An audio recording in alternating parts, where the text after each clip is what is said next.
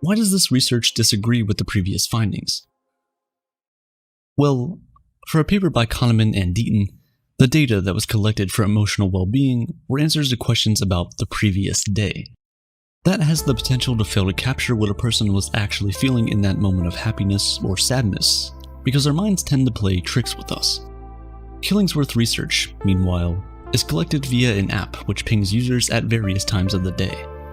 It is more convenient than the traditional forms of surveying, and, as such, he had a significantly larger pool of responses to base his findings on. This also allowed him to more truly capture what participants were feeling. So, if we are to accept Killingsworth's findings, then both people's day-to-day happiness, as well as their general outlook on life, tend to improve with higher income. So does that mean we should all just aim for an astronomically high salary in search of happiness and hope that we get there someday? Is that a realistic target? There's a thought experiment to try and answer that question for us as individuals. Author Brad Stollery came up with the idea for the experiment. It goes like this. How much money would you have to be paid, right here, right now, to never receive another dollar of income from anyone else? Now, you might think that's a straightforward experiment.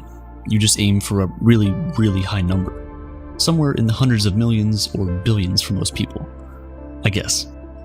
The catch is that this experiment will be run in groups of 5 people, and whoever has the lowest figure in mind will actually walk away with the money. The rest of the players get nothing. The game theory at play here is actually quite cool. The interesting thing about this experiment is that it pits 2 of your impulses against each other, and in doing so forces you to be reasonable. Because, of course you want to aim for a high number, but you also want to win and have the money, so you can't just aim for a stupidly large number. Of course, this experiment is talking about money paid as a lump sum, while most of the research looks at salaries. The perceptions of well-being might as well be different for the 2 of them, but it's hard to see why the thought experiment won't work with salaries too. Go ahead and ask yourself that question and see what you come up with. The answer might help you more vividly visualize a target that you can actually work towards. Of course, we all want to achieve happiness, but more income is easier said than done. When should we really stop trying? And what if the circumstances are simply not there for a raise or a promotion? Well, that's where the other part of the puzzle comes in, our adaptation. Don't get me wrong, it's a wonderful thing. Being able to adapt is what allowed our species to come so far. But at the same time, it also means that whenever presented with an improved quality of life, we rapidly adapt to it and begin taking it for granted. It would explain why most people live their lives from 9 to 5 chasing after that next raise, because staying where you are, regardless if you make 5 figures a year or 7, brings with it a heavy feeling of obsolescence. Then there's obviously an element of comparison. We've known this for a while, that comparison is the thief of joy. You might have a 7-figure salary, but you won't be anything close to happy if you compare yourself with Jeff Bezos, who has more money than brain cells. Literally. Studies also show that for the same salary, people living in a rich neighborhood feel worse than people in a poor neighborhood. While both participants likely take joy from their salaries, they also compare them with that of the Joneses. If the Joneses make less than you, you're happy.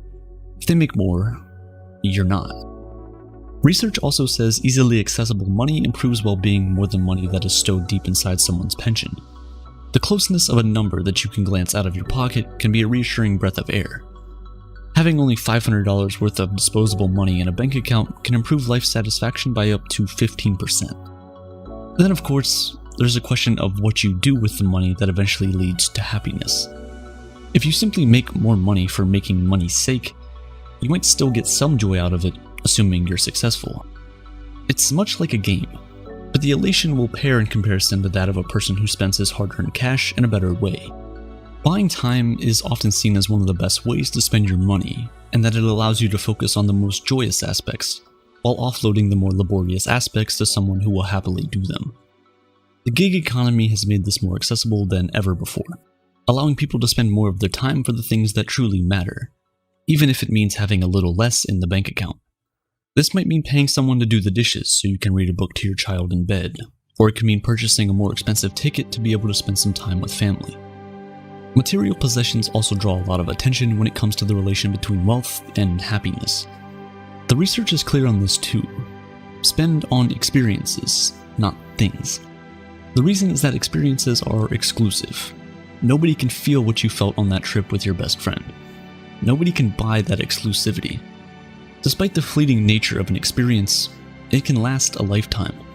And unlike the value of objects, which tend to depreciate over time, experiences only seem more enjoyable in hindsight. Our minds tend to overlook the small bumps in an experience, the delayed flight, or the poor Wi-Fi, and remember only the good parts. So instead of aiming for a certain salary figure, it might make more sense to aim for experiences, and pursue the ability to afford those experiences. Of course, this is not to say that material possessions cannot be an experience. A song might be an experience, a cup of coffee might be an experience, an expensive car might be an experience. That's really up to the individual to decide. But people generally overestimate how happy they'll be once they have that one new thing.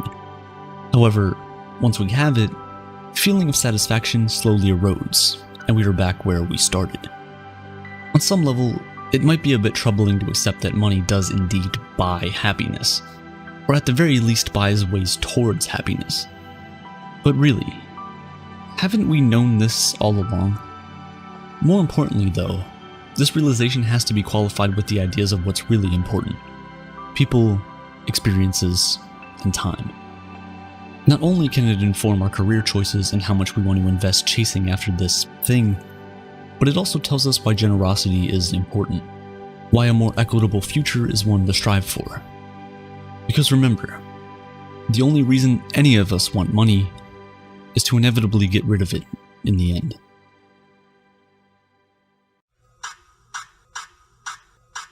What would you do if you won the lottery? Personally, I'd pay off my debt, quit my job, and move to Japan. It's a fun scenario to think about even if it's never going to happen. Statistically, you're more likely to give birth to quadruplets or be crushed by a meteor than win the lotto. That is unless, of course, you're Evelyn Adams. In 1985's Adam won a $3.9 million jackpot from the New Jersey State Lottery. Just 4 months later, she won again, bringing her total payout to $5.4 million, nearly $15 million in today's money.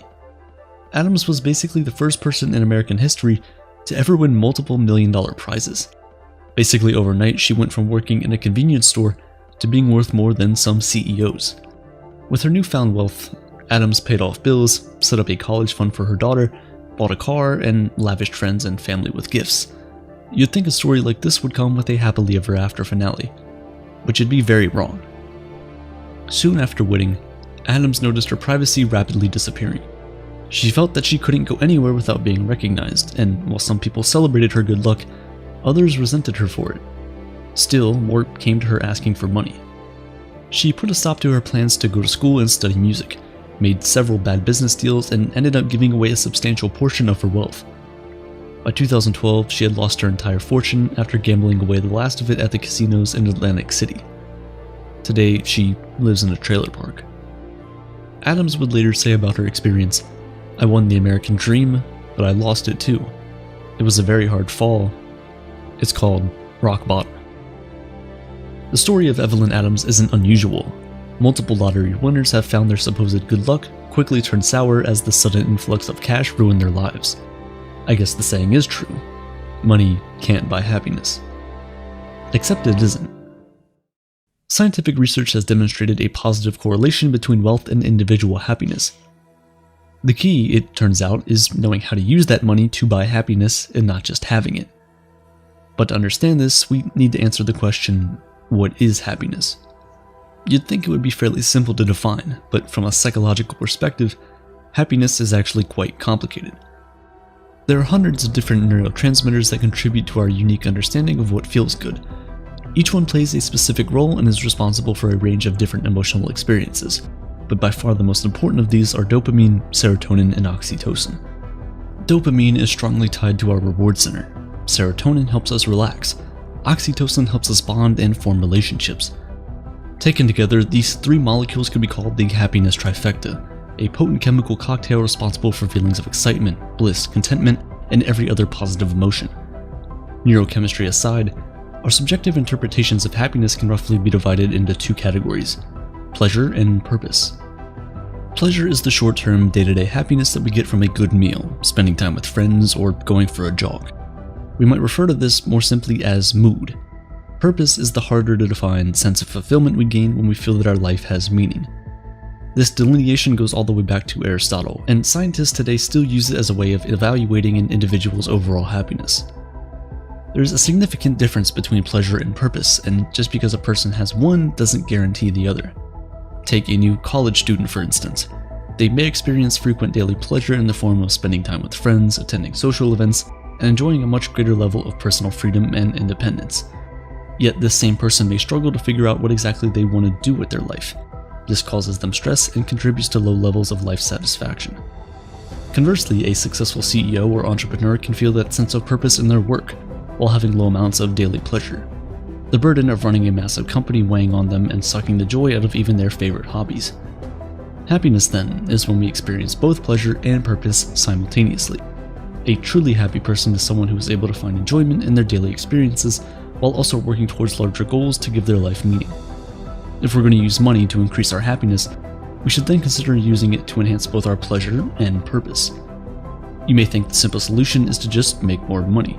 I mean, if I have more money, I can spend it on things that give me pleasure while using those same resources to pursue my purpose. Well, kind of. You see, there's actually some evidence that supports this. Unfortunately, once you really start digging into the data, the picture gets a bit messy. A now famous 2010 Princeton University study has often been cited as finding that there's a limit to the amount of happiness money can bring us. Specifically, that $75,000 appears to be the ceiling, and that beyond that, the benefits plateau. Except this isn't what the study found at all.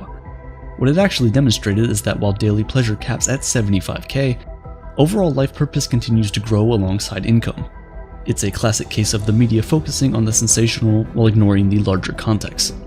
And here especially, the larger context is key.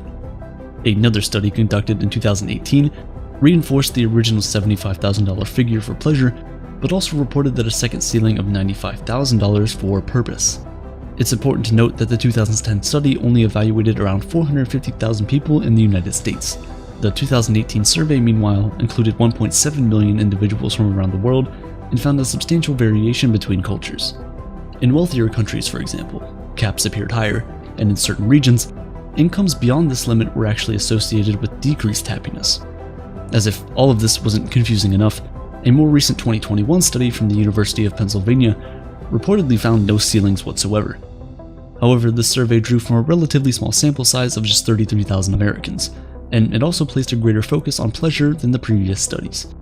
What all of this data supports, though, is that the more money you currently have, the less that the future increases in wealth will contribute to your sense of pleasure and purpose. Essentially, every dollar you earn buys us a little less happiness. Think of it this way: if a person earning $20,000 a year and a person making $200,000 a year both get a 10% raise, each will experience a similar boost to their happiness. For the first person, a $2,000 raise represents an increase in their standard of living and potentially their level of comfort. But for the second person, $20,000 is a proverbial drop in the bucket with a much less dramatic effect on their daily life. What this means is that while there is a positive correlation between money and happiness, it's one with diminishing returns. Once you've passed a certain threshold, it takes increasingly larger amounts of money to trigger the same neurological release of feel-good chemicals as when you had less. So if chasing money for money's sake isn't an effective strategy for buying happiness, then what is? Well, in a few words, spending what you already have wisely.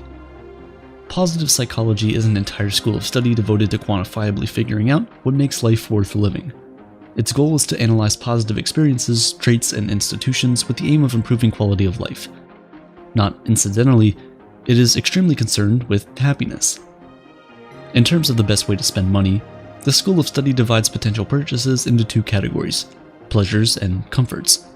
In some ways, this reflects the Aristotelian distinction between pleasure and purpose. Pleasures by their nature are transient and short-lived, like biting into a chocolate bar. Comforts, on the other hand, are more permanent, but are largely taken for granted, like running water and electricity. We tend to not notice them until they're gone. In general, investing in comforts tends to be a sure method of raising our baseline level of happiness. They help to prevent and alleviate suffering, ensuring you're able to focus your attention on other pursuits rather than spending all your time simply trying to survive. Things like a reliable vehicle, a house in a safe neighborhood, and for nations without socialized medicine, quality health insurance are all comforts essential for improving an individual's quality of life. Perhaps the most important comfort a person can invest in is leisure time. Time is, after all, the only resource we can't get more of. As such, it has a much higher value than any currency. Having leisure time means we're free to pursue the kinds of experiences that give our life both pleasure and purpose. Studies have found that these kinds of activities are a more reliable source of happiness than any material purchase. No matter how excited you were when you bought that new smartphone, eventually it'll age. The screen will crack and the battery will die, and a new model will come along and become the new object of your desire. Just watch my entire video on planned obsolescence and you'll kind of understand what I mean. On the other hand, a once-in-a-lifetime trip to a foreign country will be remembered for years afterwards. What starts out as a trip will become a story you share again and again, providing you with a continuous source of joy. Of course, you don't have to spend a fortune on an overseas vacation just to find a little happiness.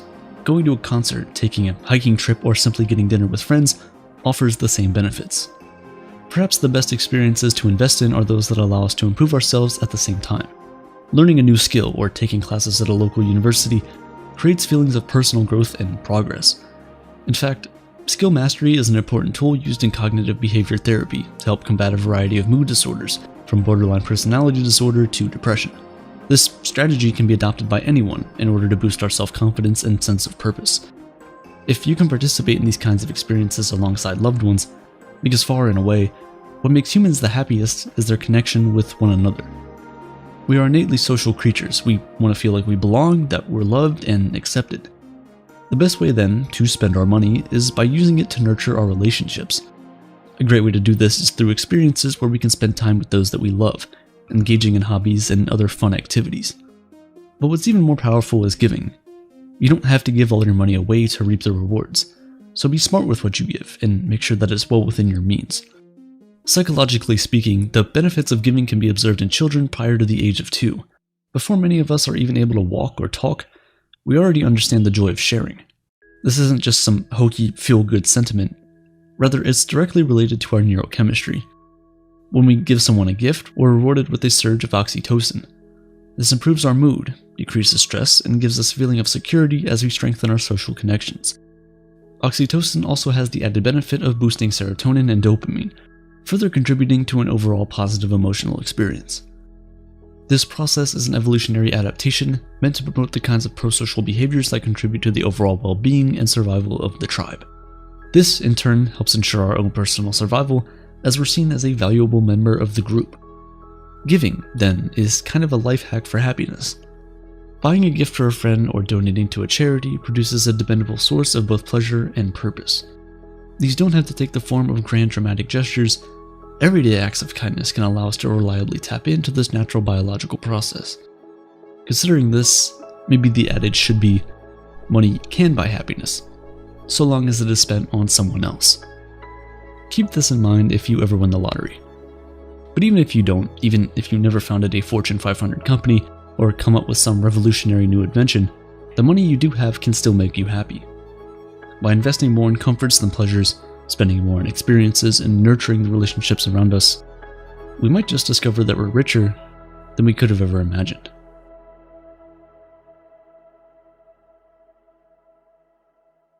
Picture all the gold you could possibly imagine. Now, double it. That's how much wealth the richest man who ever lived controlled. Yet most people will go their entire lives without ever learning his name. When asked who the richest man who ever lived is, given the rise of wealth inequality and the creation of money out of thin air in the form of cryptocurrency, it might be tempting to mention some modern billionaires, people like Elon Musk, Jeff Bezos, or maybe the anonymous Satoshi Nakamoto. But all of these answers would be wrong. To find out who the richest person who ever lived was, you'd have to go back to West Africa in the 1300s during the Mali Empire. If you're not familiar with the greatness of the Mali Empire during that time period, don't feel bad, it's not your fault. Western history tends to ignore the achievements of African nations prior to colonialism. History books often focus on the progress made by great thinkers in the West, even when there's plenty of evidence to suggest that a lot of those discoveries had already been found somewhere else in the world. This is especially true in terms of mathematics and astronomy, but that's a subject better suited for its own video. The Mali Empire was an exceedingly wealthy one, with 3 large gold mines that accounted for half the world's gold reserves at the time. The region was thriving. Add to this the fact that they were also blessed with salt and copper, and you start to see just how wealthy this African nation was. In 1312 CE, Muhammad ibn Ku, the reigning emperor of Mali, set sail across the Atlantic to look for new land. Sadly, he was never heard from again. In his absence, Mansa Musa took over as emperor and would go on to make Mali one of the wealthiest empires in the history of humanity and make himself the wealthiest man who ever lived. When he took over as emperor, Musa quickly discovered that simply processing half the world's gold isn't enough to put you on the map. So he looked to expand the trading network of his empire in a bid to bring more business to the nation. At the time, Mali wasn't well known to Europe or the Middle East, where most of the large trading cities and city-states were. Mansa Musa was a devout Muslim who knew how to speak and write Arabic. This allowed him to expand his trading network to the Middle East. You see, at least once in their lives, every Muslim is supposed to make a Hajj, or pilgrimage, to the sacred sites in Mecca, a city in today's Saudi Arabia. Mecca is the birthplace of the Prophet Muhammad, and this Hajj is believed to be the most intense of spiritual experiences for Muslims. In 1324 CE, Mansa Musa set forth on a 4,000-mile Hajj to Mecca, a journey that would literally put him and Mali on the Catalan Atlas, a medieval world map. On his Hajj, Mansa Musa traveled with his entire royal court. His officials, soldiers, griots, merchant camel drivers, and 12,000 enslaved people, all of whom were dressed in gold brocade and the finest Persian silks. Everyone on the pilgrimage carried large amounts of gold through the Saharan desert, with their camels taking the majority of the burden. Along the way, Mansa Musa and his entourage stopped at different cities, including Cairo in Egypt. They gave away gold to the poor, funded the construction of mosques, and contributed to a variety of public projects like public housing. By doing these things, he hoped to make the Hajj easier and less hectic for other Muslims, a show of empathy that was rare for leaders of his day. Mansa Musa gave away so much gold that he decreased its value, creating an economic crisis in the Middle East. In total, his generosity caused roughly $1.5 billion in economic losses. Once he realized what he had done, he tried to buy back as much gold as he could to fix the crisis, as he hadn't intended to cause financial distress to the cities he had visited. His generosity was spoken highly of wherever he went. He gave away so much to strangers that his griots, who were singing historical storytellers, did not like to praise him with their songs. They believed that he was wasting resources outside of the kingdom, but in reality, the emperor had so much wealth that he could give the entire world and still have more than enough to advance his empire. And so did he. Upon his return from Mecca, he annexed the region of Gao, the trading city of Timbuktu, and many other cities. In total, he annexed 24 cities.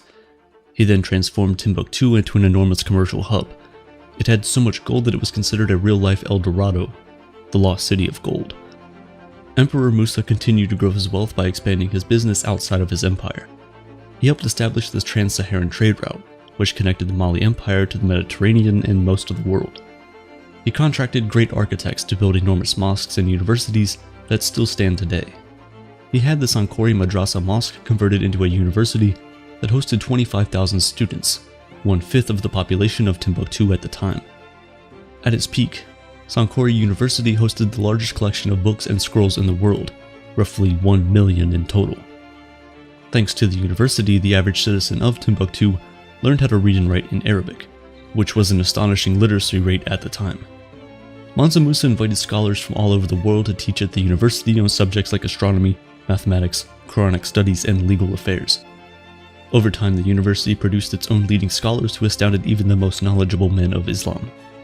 Many would go on to become professors at universities in Morocco and Egypt. It was a citadel of knowledge.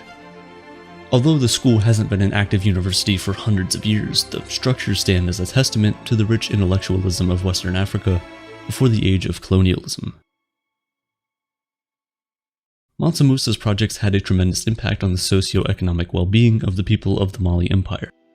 They helped shape and transform the values and quality of life of the Mali people in a way that astonished visitors. During his visit in 1354 CE, the great world traveler, Ibn Battuta, observed that the people of Mali were very timely in all their endeavors, including their daily prayers and business dealings. They also competed with each other to give generously to charity. Poetry and culture flourished, and the people followed strong rules of cleanliness. The women of Mali enjoyed freedoms not seen in most other places in the medieval world. So, Mansa Musa was able to provide a decent life for his subjects, but how much wealth did he really control? All historical accounts resist putting a figure on it. They want you to imagine the most amount of gold you can possibly think of, and double it. One of the only estimates of Mansa Musa's wealth is from the website Celebrity Net Worth, which wasn't even around in the 1300s. They estimate his wealth was around 400 billion in today's dollars. That would make him richer than any existing billionaire, but we can assume his net worth would have been far greater than that. It's also possible that Mansa Musa wasn't really the wealthiest man who ever lived. His successors technically had the same resources he did, and the gold mine and empire existed before he became the ruler of Mali. But what separates his wealth from the rest is how he used it. He gave away so much of it, and what he kept, he invested in his homeland and his people. Mansa Musa's notoriety came from spending and giving away his wealth, not hoarding it. Because at the end of the day, what good is a person's wealth if it doesn't touch people's lives?